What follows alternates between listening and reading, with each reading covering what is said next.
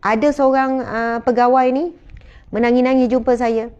Dia dah pencen, dia dulu pangkat besar, bos besar di pejabat. Jumpa menangi-nangi, ustazah, saya dihantui oleh dosa-dosa yang lama.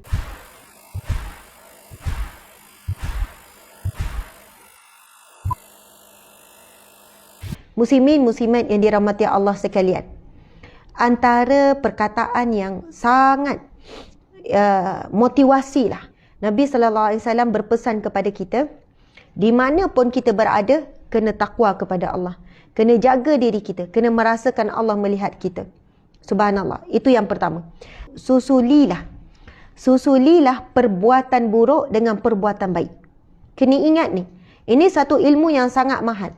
Selalu orang tanya saya, ustazah, saya ada menzalimi seseorang tu. Ustazah, saya ada fitnah orang tu.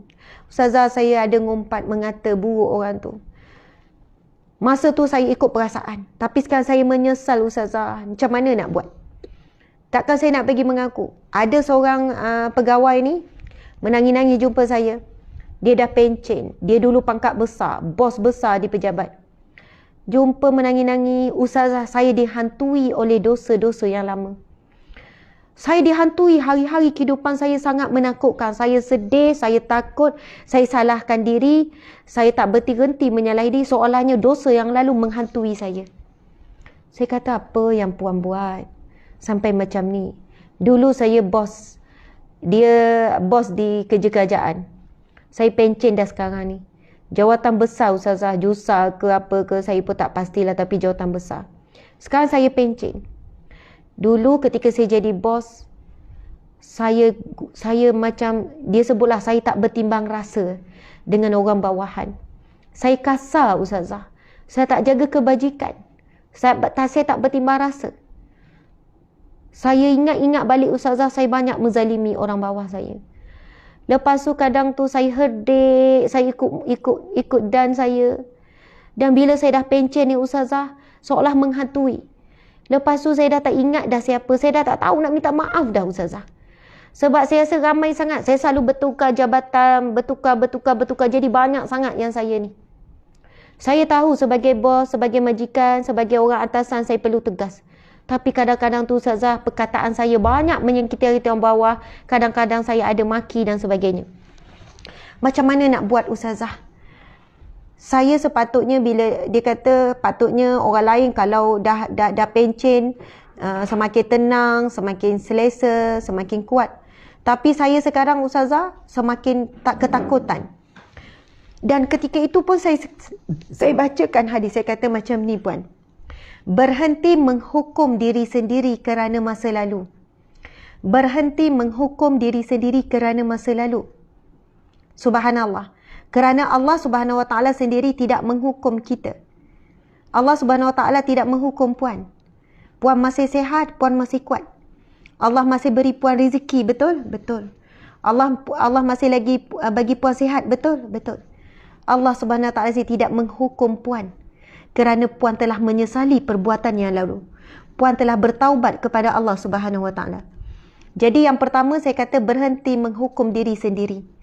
Kerana apa yang berlaku kesannya adalah kita sedang memberi mudarat kepada diri kita. Kedua saya kata susulilah sebagaimana pesan Nabi, susuli perbuatan buruk kita dengan kebaikan. Nabi bersabda, ikutilah perbuatan buruk dengan perbuatan baik, maka kebaikan itu dapat menghapuskan keburukan dan pergaulilah orang lain dengan budi pekerti yang baik. Saya kata apa yang puan boleh buat sekarang? Puan buat sedekah contohnya.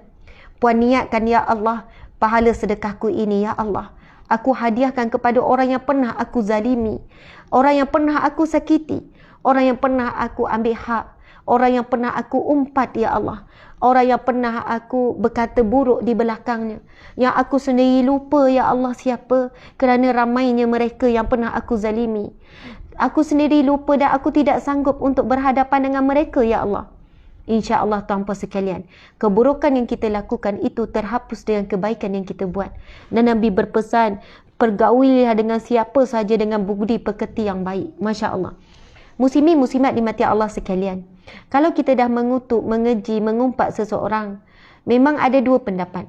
Satu pendapat mengatakan kita perlu meminta maaf, berjumpa dengan orang tersebut dan minta maaf secara terangan.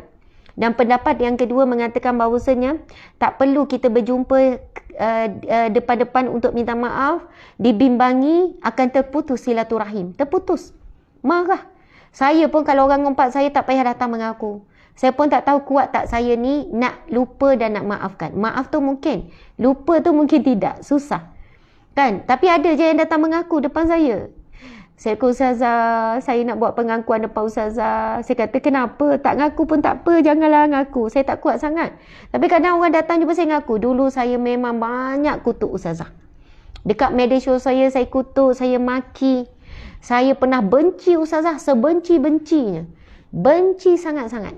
Saya ni kan dengar dah dia cakap depan orang.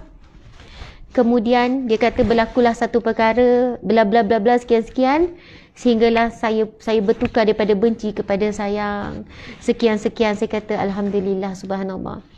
Saya kata puan terima kasih banyak cerita ni. Moga saya kuat. Moga kita terus berkasih sayang.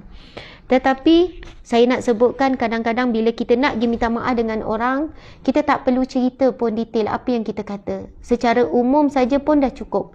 Saya minta maaf banyak-banyak. Salah silap saya pada awak, saya minta maaf ya. Cukup secara umum. Tak perlu detailkan. Sebab kadang-kadang orang yang mendengar tu tidak kuat pun untuk menerima apa yang kita cakap. Dan kita perlu buat apa? Susulilah kejahatan dan keburukan yang kita buat itu dengan kebaikan. Terus buat amal soleh, buat baik. Ya Allah, sedekah yang aku buat ni, ya Allah, aku berikan ini. Aku hadiahkan untuk orang yang pernah aku sakiti, aku zalimi. Yang aku tahu dan tidak tahu. Yang aku ingat dan yang aku lupa, ya Allah. Yang aku tidak sanggup berhadapan dengan mereka, ya Allah.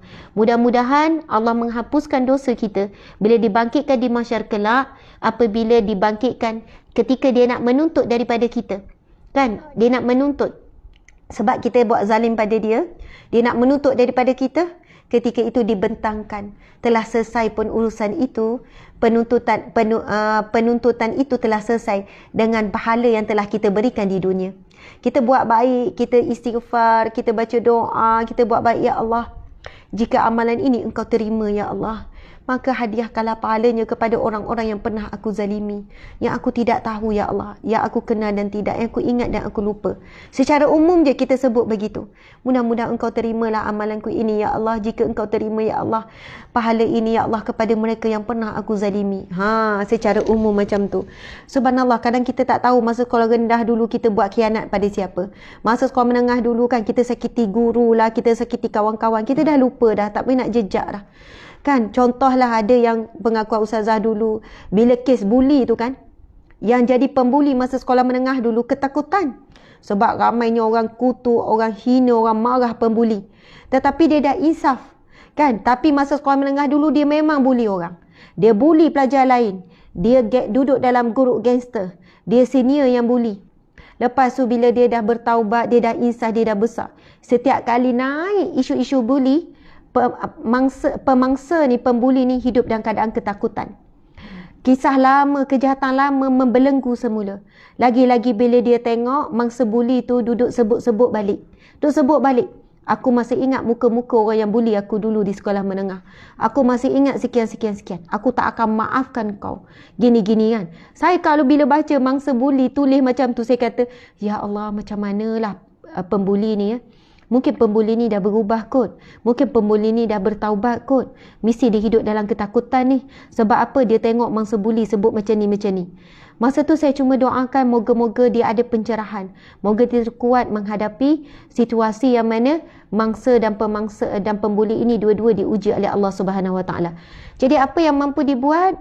Nak pergi jumpa depan-depan tak ada kekuatan, tak berani. Nak minta maaf secara terbuka lagi lah. Takut kena maki hamu dengan netizen secara terbuka. Susulilah keburukan dengan kebaikan. Nabi kata, mudah-mudahan kebaikan itu dapat menghapuskan keburukan tadi. Masya Allah. Bila di mahsyar kelak, bila dibangkitkan. Yang dibuli ni, mangsa buli jumpa pembuli ni. Aku nak tuntut daripada engkau. Engkau lah yang buli aku dulu sekian-sekian. Contoh ya, ini contoh gambaran sahaja. Sekian-sekian. Lalu mudah-mudahan dengan itu Allah Subhanahu Wa Taala bentangkan pula bahagian yang pembuli ini, dia telah memberikan kepada yang mangsa ini pahala yang banyak daripada amal-amal solehnya. Maka mudah-mudahan tidaklah terkurang amalan pembuli ini sebab pemberiannya siap-siap di dunia, iaitu berupa ganjaran pahala.